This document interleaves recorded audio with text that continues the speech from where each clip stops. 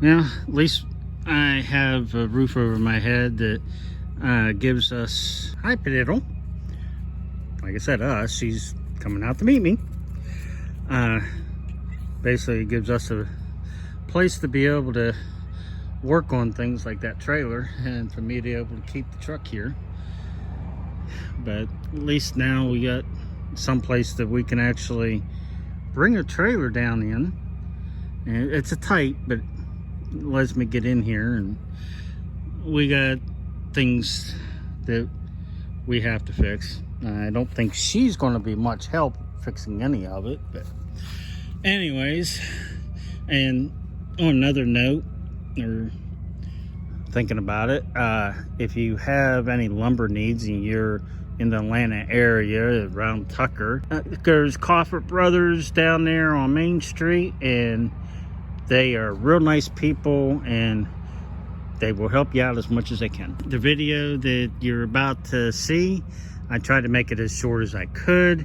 Unfortunately, there was so much wrong with the truck, I didn't actually say everything or show everything wrong with it. Thank you, and subscribe and hit that bell button and hit thumbs up.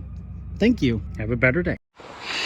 Today we got a 2015 International Pro Star with an ISX engine, and you really can't make this stuff up.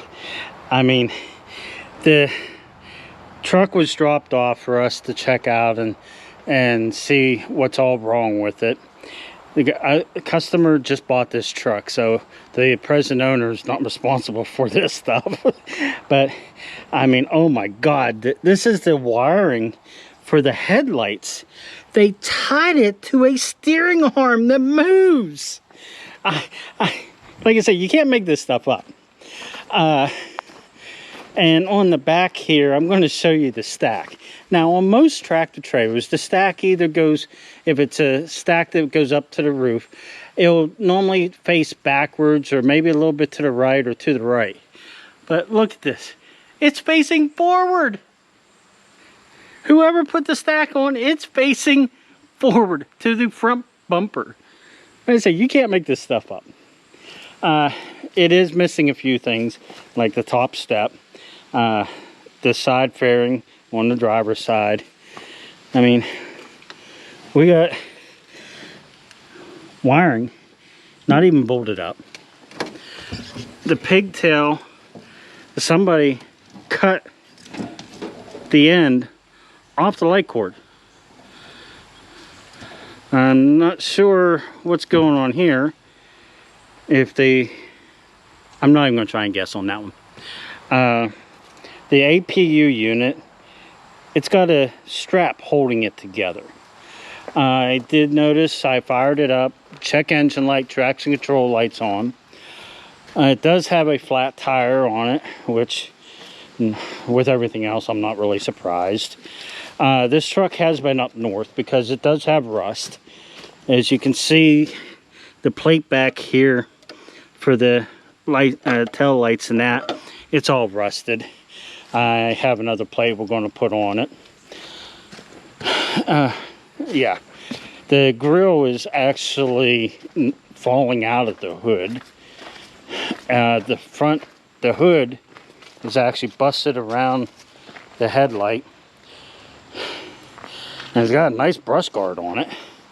I mean, as heavy as that thing is, it'll stop a lot. But I'm getting ready to put the computer on this thing. Yeah, I really don't want to handle the hood too much. There's actually a hole in the hood right there. Both hood mirrors are busted. He did leave us a list. I'm going to have to go check that list, see what's all on it. But I mean, it actually even pulled a wire out of the headlight plug, because they have a wire tied to a steering arm that goes this way and that way. It rotates to turn the wheels. I mean, I wouldn't recommend it, but they'd have been better off tying it to a hose here. I don't know. This is all twisted and mangled. It's actually the hood latch. The part that's supposed to be on the hood is actually missing. You see that little square or rectangle right there? That's where it actually bolts in, and it's all ripped out. And it just amazes me. I'm kind of almost speechless how bad this thing is. But I mean, we're going to be checking it out. We're going to find out what's all going on with it, and see what the customer wants us to fix. One of the issues we're finding is, look at this hose, how it's collapsed because the wheels turned. It's on the same on both sides. The ABS bracket is not even attached. Quarter fender's missing. We already went ahead and fixed this wiring here because it was wrapped around a steering arm that rotates. There's all kinds of issues on this truck that we're trying to take care of. This is a perfect example why when you go to buy something, you want to actually take somebody with you to look at a car or truck. It doesn't matter what you're buying. Whatever it is, take somebody that has knowledge, is knowledgeable in whatever you're buying. Have them check it out before you get it. This gentleman, he bought this truck from somebody he said was a friend, and in our opinion, he paid way too much. There's lights in this big bumper. We had to replace both of them, wire them up because the wires were all messed up. This piece here that goes underneath the driver's door, we had to replace it. It was busted. The other one's laying right here. You probably can't tell where it was actually broke, but this whole piece was busted here. And the metal bracket underneath here that it amounts to was all bent up. When I put the laptop on this truck, it has about a dozen codes in it. A lot has to do with the ABS. One, I believe, said coolant, and that's because there's a coolant leak underneath the hood. AC leaks, power steering leak. This bracket here was all rusted out. Went ahead and replaced it. Cleaned up the wiring here, the air lines. You can probably see a green line there. It was all tied in with all this stuff. Springs missing, so it's just bungee corded up to hold the air lines up, which really isn't great, but it's all we had. And a couple flat tires. This one, there's one on the other side that's flat. You can see the APU covers being held on with a strap. This valve right here, when you step on the brake pedal, it leaks. The one right there underneath the fifth wheel, you go ahead and air it up and push the brake button in, it leaks constant. These here, this one was totally missing, this quarter fender.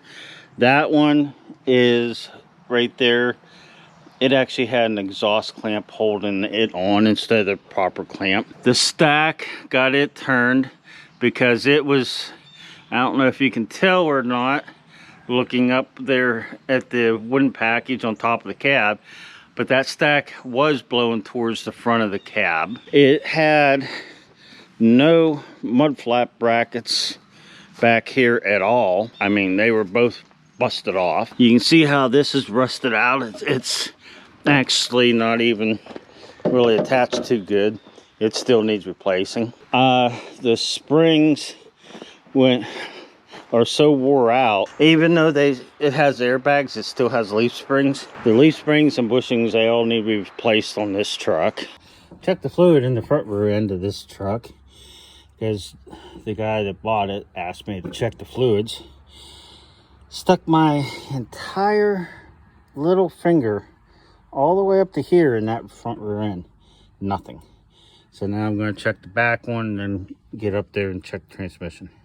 Adding to the list of things wrong with this truck, the thing you see hanging right there, it's supposed to be holding the air tank up, but it's broke. And then if you look over at the muffler, this has a muffler underneath. That strap you see hanging below the muffler, that is one of the straps that hold the muffler up. You can probably tell the one that in the front is still there, but the back one's broke. It's just things added to the list. The plug in the front rear end, it was like it's never been out for many years. The plug in this transmission, I just had to go get a breaker bar because I normally can break them loose with just a ratchet, but it is not coming loose, so I'm going to attempt to get it loose with a breaker bar. And when I call breaker bar, some people call it a pull handle. It's not a ratchet, it's just a long bar with a swivel end on the one end. This one's a 1/2 inch drive. They make them 3/8, 1/4 inch, 3/4.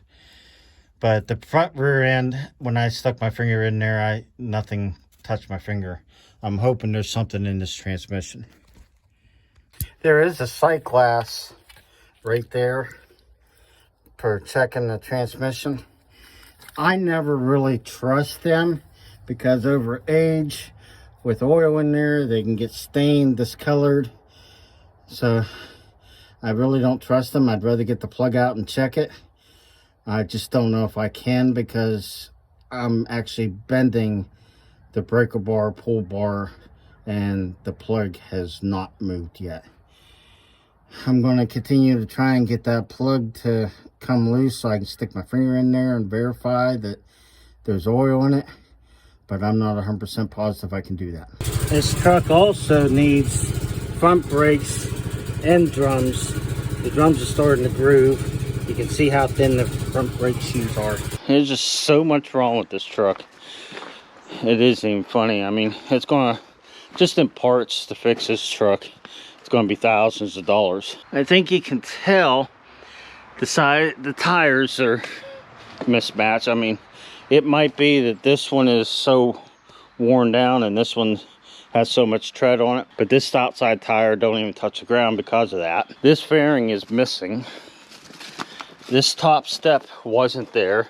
He picked it up and we went ahead and installed it. You got a power steering leak here on the, it's called but AC. The hood has been rubbing in this area and over there where it's got a little bit of white on it. And that's because the hood is messed up. As you can see, you got an inner fender on that side, nothing over here. Hood latch has been ripped out of the hood. The hood is actually busted here by the by the headlight, and they got screws holding the headlight in. Both fender mirrors, or hood mirrors, what do you want to call them, they're both busted out.